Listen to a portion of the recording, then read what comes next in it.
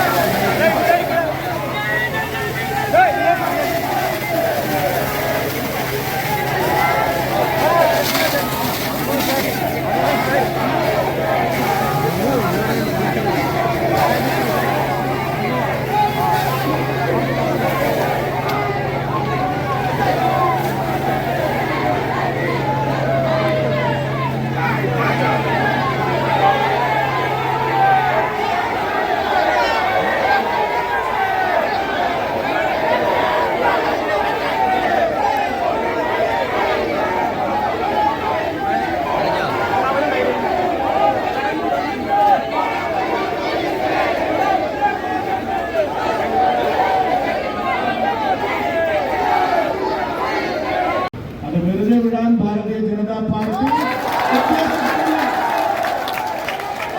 അതിനെ നിയമത്തിന്റെ വഴിയിൽ തന്നെ കൈകാര്യം ചെയ്യാൻ ഭാരതീയ ജനതാ പാർട്ടി ആഗ്രഹിക്കുന്നു. അഥവാ അത് സാധിച്ചില്ലെങ്കിൽ പിന്നെ എങ്ങനെ കൈകാര്യം ചെയ്യണമെന്ന് ഞാൻ നിങ്ങളോട് നമ്മളൊരു ജനാധിപത്യ സംവിധാനമാണ്.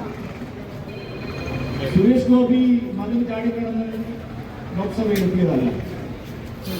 75,000 വോട്ടിന്റെ ഭൂരിപക്ഷത്തിൽ തൃശൂരിലെ പൗരന്മാർ, ജനങ്ങൾ, വോട്ടർമാർ അവരുടെ സമ്മതിദാനാവകാശം അത് ഹൃദയത്തിൽ ചാലിച്ച് പോളിംഗ് ബൂത്തിലെത്തി വോട്ട് ചെയ്ത് ജയിപ്പിച്ചതാണ്. ഇതിനായി മത്സരിച്ച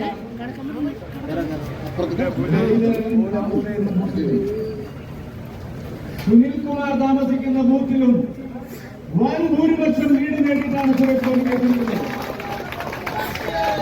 സുരേഷ് ഗോപിയിലുള്ള വിരട്ടലും ഭീഷണിയൊന്നും തൃശൂരിൽ വേണ്ട, അത് നടപ്പില്ല എന്ന് പറയാൻ കൂടിയുമാണ് ഈ മാർച്ച് ഞങ്ങൾ സംഘടിപ്പിച്ചിരിക്കുന്നത്. സുരേഷ് ഗോപിക്കെതിരായി പലതരത്തിലുള്ള പ്രചരണങ്ങളിലൂടെ നടന്നിട്ടുണ്ട്. അദ്ദേഹം സിനിമാ താരമാണ്, രാഷ്ട്രീയത്തിന് പറ്റിയ ആളല്ല, തലകുത്തി പറഞ്ഞാലും ജയിക്കില്ല, തെരഞ്ഞെടുപ്പ് കഴിഞ്ഞാൽ വീണ്ടും സെറ്റിലേക്ക് പോവാം.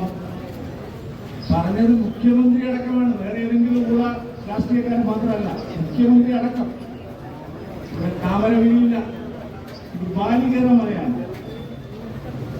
നിങ്ങളെ നിയമത്തെ കൊണ്ട് നിങ്ങൾ കുട്ടിച്ചു, ഇവരെ കൊണ്ട് നിങ്ങൾക്ക് തുറക്കാൻ കഴിയില്ല. സർ, ആ ചാലഞ്ച് എല്ലാം ഏറ്റെടുത്താണ് ഞങ്ങൾ സുരേഷ് ഗോപിയെ മത്സരിപ്പിച്ച് ഭാരതീയ ജനതാ പാർട്ടി ദേശീയ ജനാധിപത്യ സഖ്യം ഇവിടെ ജയിച്ചിട്ടുള്ളത്. അതൊരു തുടക്കം മാത്രമാണ്, ഒരു താമരയാണ് വരുന്നിട്ടുള്ളത്. അധ്വാനിക്കേണ്ടി വരും. തദ്ദേശ തെരഞ്ഞെടുപ്പ് കഴിയുമ്പോഴും നിയമസഭാ തെരഞ്ഞെടുപ്പ് കഴിയുമ്പോഴും നിങ്ങൾ കുറെ അധികം അധ്വാനിക്കേണ്ടി വരും.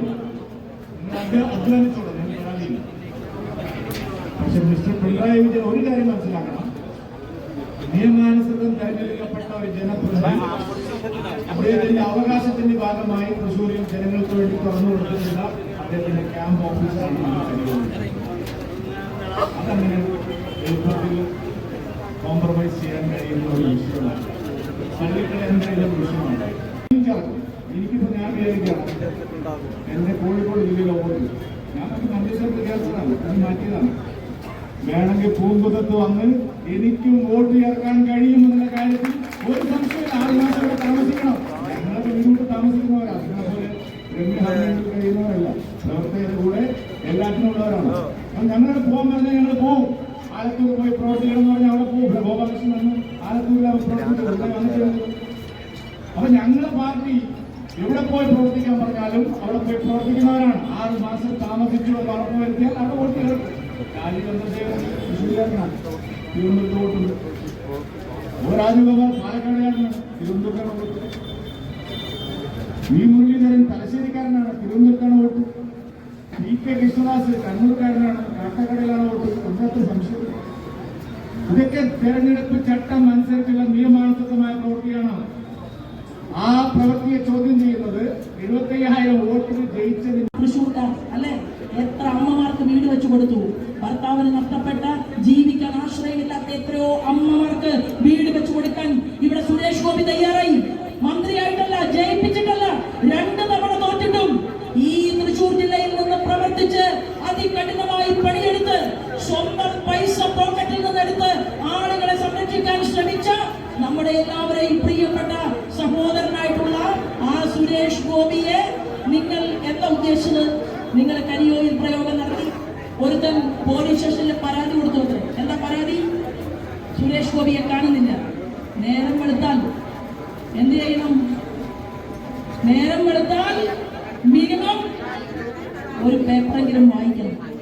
അത് വായിച്ചാൽ ഏതെങ്കിലും ഒരു ചാനല് കാണാൻ തീരുമാനിച്ചാൽ ഇന്ത്യയിൽ സുരേഷ് ഗോപി ടൂറിസം മിനിസ്റ്റർ എന്നുള്ള രീതിയിലും പെട്രോളിയം മിനിസ്റ്റർ എന്നുള്ള രീതിയിലും രാജ്യവ്യാപകമായി യാത്ര ചെയ്തുകൊണ്ട് പണിയെടുക്കുന്നത് ആ കോൺഗ്രസുകാരനെ കാണാൻ സാധിക്കുമായിരുന്നു.